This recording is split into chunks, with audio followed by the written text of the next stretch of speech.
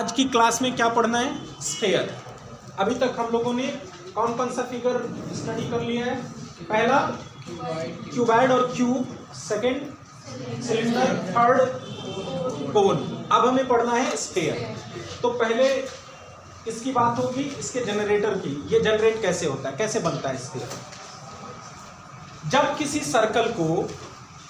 Circle को उसके diameter के अलावा रिवॉल्व करते हैं तो जो शेप बनता है, थोड़ा सा इमेजिनेशन आपको करना पड़ेगा।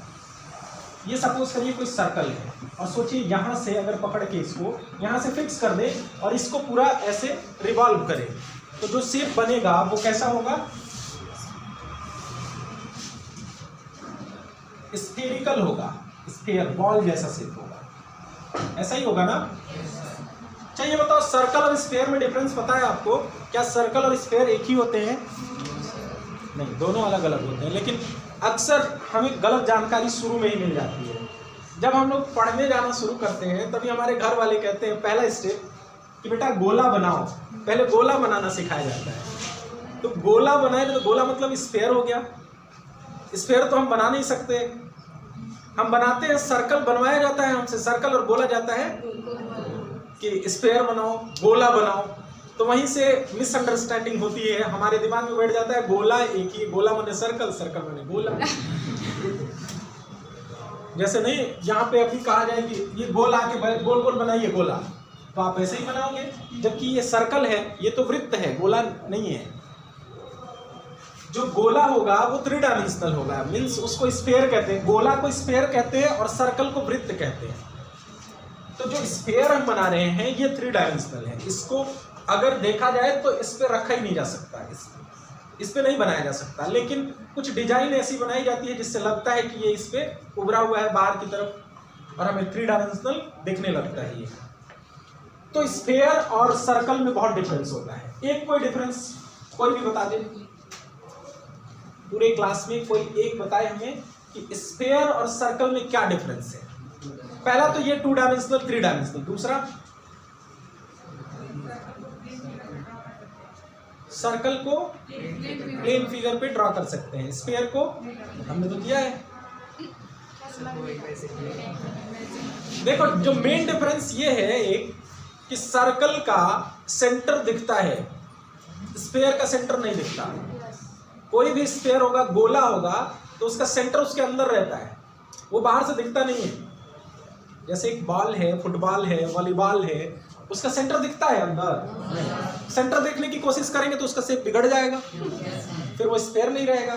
तो स्फीयर का सरफेस नहीं दिखता है। स्फीयर में हाइट भी होती है, सर्कल में हाइट नहीं होती। सर्कल की एरिया सिर्फ होती है, एरिया एक्वायर करता है, जबकि ये वॉल्यूम एक्वायर करता है। इसमें कुछ वॉल्यूम होती है, कुछ जगह भी होता है, स्पेस होता है। कैसे पता चलता है कि इसमें स्पेस होता है? जैसे एक फुटबॉल लेते हो, उसमें हवा भरते हो, हवा उसमें आ जाती है। जैसे जैसे हवा बढ़ता है उसका साइज बड़ा हो जाता है, जितनी कैपेसिटी है उतना हवा उसमें आ जाती है। ज़्यादा भरोगे ब्लास्ट कर जाएगा। तो इसी के बारे में हमें पढ़ना है। अब सोचो, ये जो स्फीयर है इसमें कितने सरफेस होते हैं? मुझे तो लगता है इसमें सिर्फ एक ही सरफेस है। इसमें सिर्फ एक ही सरफेस है जो बाहर से दिख रहा है, दूसरा कोई सरफेस नहीं है इसमें। तो सिर्फ इसमें सरफेस एक होता है, वो भी कैसा होता है? कर्व्ड होता है। नंबर ऑफ सरफेस इसमें होता है 1 single curved surface, curved surface. तो इसमें एरिया भी एक ही निकलेगी। जब एक ही सरफेस है तो एक ही एरिया निकलेगी। जब कर्व्ड ही है इसका सरफेस तो इसमें कर्व्ड सरफेस ही इसका टोटल सरफेस भी होगा। दूसरा कोई सरफेस है नहीं जिसको ऐड करेंगे, सब्ट्रैक्ट करेंगे। तो इसमें सरफेस एरिया सिर्फ निकाली जाती है, सरफेस एरिया। इसी को सरफेस एरिया कहिए या कर्व्ड सरफेस एरिया कहिए या टोटल सरफेस एरिया कहिए, कुछ भी कहेंगे तो उसका मीनिंग क्या होगा? यही होगा, surface area is equal to होता है 4 pi r square, 4 pi r square. ठीक है। उसके बाद इसका वॉल्यूम क्या होता है? 4/3 pi r cube, 4/3 pi r cube. हालांकि वॉल्यूम आपको नेक्स्ट पार्ट में पढ़ना है, इसी चैप्टर में पढ़ना है, बाद में पढ़ना है इसका वॉल्यूम। तो बस इसमें बहुत कुछ नहीं जानना है, यही जानना था। अब हम इसके बाद पढ़ेंगे, ये स्फीयर की बात थी, हेमिस्फीयर के बारे में पढ़ेंगे। ये स्फीयर था, अब क्या पढ़ेंगे? हेमिस्फीयर। हेमिस्फीयर मीन्स अर्ध गोला, आधा गोला, ठीक है। ये पूरा सरफेस स्फीयर पढ़ रहे थे, अब आधा स्फीयर पढ़ेंगे। अगर इसको इसके डायमीटर के अलग काट दिया जाए बीच से, तो उसका शेप कैसा बनेगा, कैसा होगा उसका शेप? कुछ इस टाइप का होगा।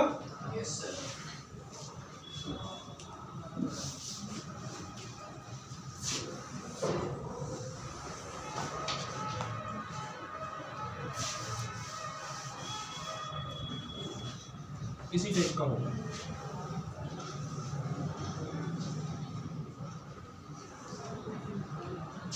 ये जो शेप होगा यही क्या होगा? हेमिस्फीयर होगा।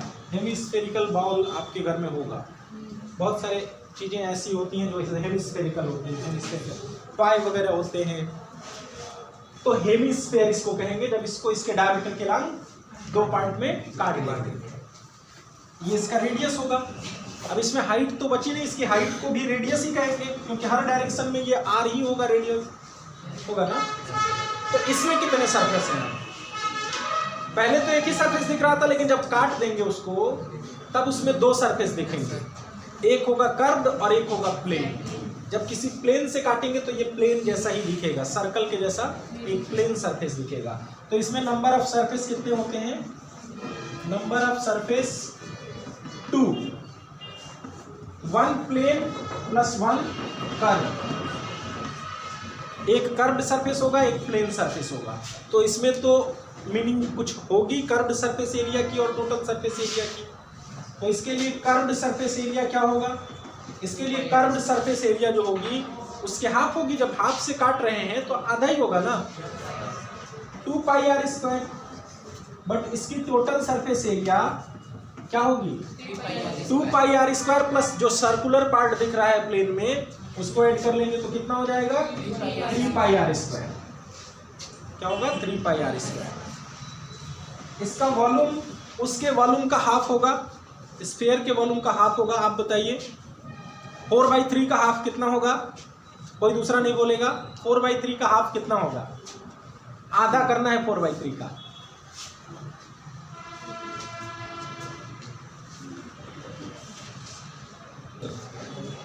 तो 4/3 पाई आर क्यूब का हाफ होगा 2/3 पाई आर क्यूब।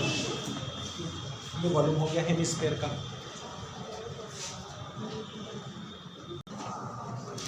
तो क्वेश्चन नंबर 1 है एक्सरसाइज का 13.4 का। Find the surface area of sphere of radius 10.5 centimetre. बहुत सिंपल सा क्वेश्चन है। स्फीयर की सरफेस एरिया निकालनी है, रेडियस गिवन है, सिंपल क्वेश्चन है। आपको सरफेस एरिया निकालनी है तो क्या लिखेंगे? Surface area is equal to 4 pi r square. 4 into pi की वैल्यू क्या लेना है? इसमें गिवन है 22/7 इंटू 10.5 इंटू 10.5, ये हो जाएगा 1.5। मल्टीप्लाई सबका कर लेंगे, जितना आएगा सेंटीमीटर स्क्वायर, है ना? सिंपल। इसी तरह से इसमें डायमीटर गिवन है तो पहले रेडियस निकाल लोगे। 14/2 क्या आएगा? 7 सेंटीमीटर। सरफेस एरिया निकालना है तो क्या होगा? 4 pi r square. Are given ही है, निकाल सकते हो। थर्ड में आर गिवन है, find the surface area of hemisphere. इसमें हेमिस्फीयर की एरिया निकालनी है तो सरफेस एरिया ऑफ हेमिस्फीयर क्या होता है? 3 पाई आर स्क्वायर। जब सिर्फ सरफेस एरिया लिखा रहे इसका मतलब कि टोटल सरफेस एरिया है। टोटल सरफेस एरिया लिखा भी है इसमें। यहाँ पाई इक्वल टू 3.14 लेना है। 3 इंटू 3.14 इंटू 10 स्क्वायर, तो ये हो जाएगा 3 into 314, 942 centimetre square. Question number 4 में कह रहा है कि एक बैलून है, वो स्फेरिकल है। पहले जब उसका वॉल्यूम देखा गया था, जो भी हो, तो उसकी सरफेस एरिया, रेडियस था उसका 7 सेंटीमीटर, उसमें और हवा भरा गया तो रेडियस हो गया 14 सेंटीमीटर। तो दोनों सरफेस एरिया में रेशियो क्या है? तो पहले केस में सरफेस एरिया क्या रही होगी? 4 पाई 7 स्क्वायर, 4 पाई आर स्क्वायर, यही ना रहा होगा। बाद में 4 पाई 14 स्क्वायर हो गया, 4 पाई कॉमन है, कैंसिल हो गया, ये हो गया 49/196। सन 49, सन 2 14, सन 8 1:8, S1:S2 कितना हो गया 1:8,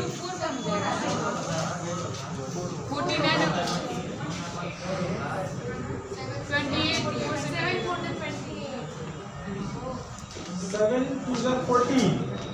अच्छा ये 4 होगा, रुक जाइए,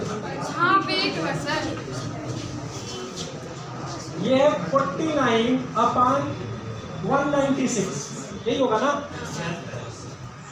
या ऐसे कर लो 7 × 7 और इजी वे में 7 × 7/14 × 14, तो 1/4 आया, रेशियो हो गया 1:4।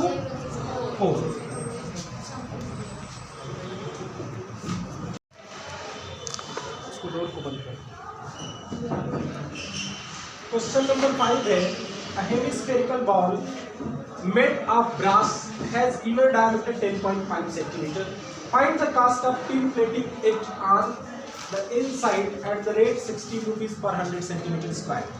एक हेमिस्फेरिकल बॉल है, उसमें इनर डायमीटर गिवन है, तो रेडियस कितना होगा, उसका हाफ होगा 10.5/2 सेंटीमीटर।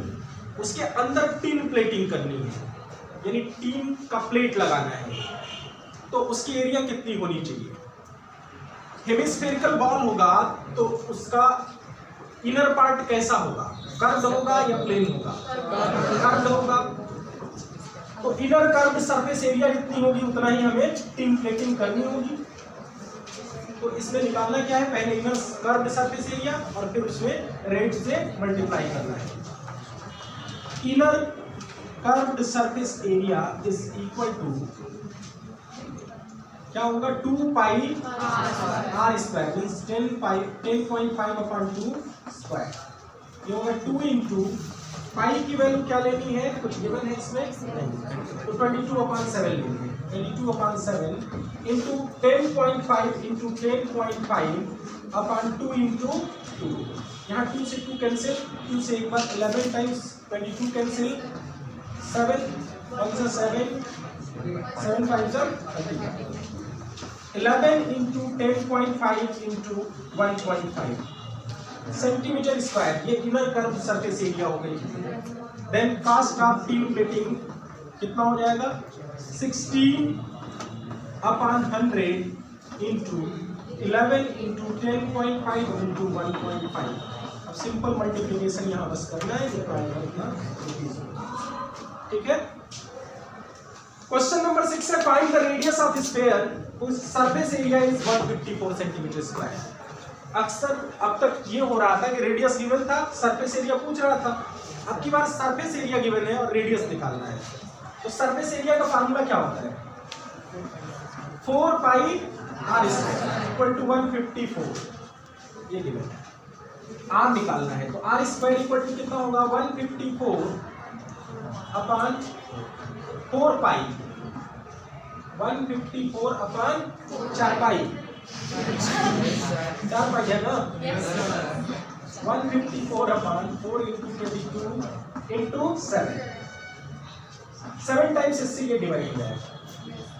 r² = ऊपर हो गया 7 इंटू 7, नीचे 2 इंटू 2, तो लिख सकते हो ऐसा 7/2 का स्क्वायर, तो r = कितना आएगा 7/2। अब क्वेश्चन नंबर 7 है, थोड़ा सा इंटरेस्टिंग है 7 नंबर क्वेश्चन, अच्छा क्वेश्चन है। The diameter of moon is approximately 1/4 the diameter of earth. कह रहा है चंद्रमा का जो डायमीटर है मून का, वो अर्थ के डायमीटर के 1/4 है। तो दोनों के सरफेस एरिया में क्या रेशियो होगा, तो अगर डायमीटर उसका 1/4 है तो रेडियस भी 1/4 होगा, क्योंकि diameter is directly proportional to radius. Diameter radius का ही डबल होता है डायमीटर। तो अगर डायमीटर 1/4 है अर्थ के, तो रेडियस भी 1/4 होगा अर्थ के। तो यहाँ r⁻m से हमने रेडियस ऑफ मून दिखाया है और r⁻e से रेडियस ऑफ अर्थ दिखाया है। अब हमें निकालना क्या है, surface area of moon upon surface area of earth. और जनरली हम दोनों को कैसा सपोज करेंगे, स्फेरिकल। तो ये होगा 4πr² / 4πre², यही होगा ना। जो कॉमन है वो कटेगा, बचेगा क्या 4 पाई कैंसिल हो गया, r m upon r e का स्क्वायर लिख सकते हैं। अब आर एम आर ई में क्या रिलेशन है, आर एम की जगह लिख सकते हैं 1/4 आर ई लिख सकते हैं, तो यहाँ लिखेंगे आर एम की जगह 1/4 आर ई, और अपन नीचे भी तो आर ही है स्क्वायर, आर ई से आर ई कैंसिल हो जाएगा, बचेगा क्या s m is to s e is equal to 1:16, ये 1/16 हो जाएगा ना, तो ये उनकी सरफेस एरिया का रेशियो होगा, यानी मून का सरफेस अर्थ के सरफेस के कंपैरिजन में 1/16, इसका 16वां भाग है, बहुत छोटा है हमारे पास, ठीक है।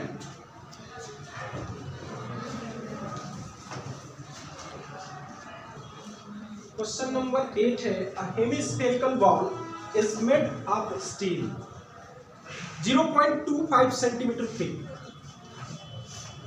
थिकनेस कितनी है 0.25 centimetre, the inner radius of ball is 5 centimetre, inner radius कितना है 5 centimetre, find the outer curved surface area, इसकी आउटर कर्व्ड सरफेस एरिया निकालेंगे, ये इनर रेडियस इसका है 5 सेंटीमीटर यहां से यहां तक, और ये थिकनेस कितनी है 0.25, ये इसकी मोटाई है thickness. Outer curved surface area पूछ रहा है, तो आउटर कर्व्ड सरफेस एरिया के लिए हमें आउटर रेडियस चाहिए, तो आउटर रेडियस कैसे निकलेगा, इनर रेडियस में ये थिकनेस अगर ऐड कर दे तो वो आउटर रेडियस बन जाएगा, यहां से यहां तक 5 सेंटीमीटर है और ये थिकनेस है 0.25, तो यहां से पूरा यहां तक कितना होगा 5.25 होगा ना, तो outer radius is equal to होगा 5 plus 0.25 is equal to 5.25 centimetre, यह आउटर रेडियस हो गया।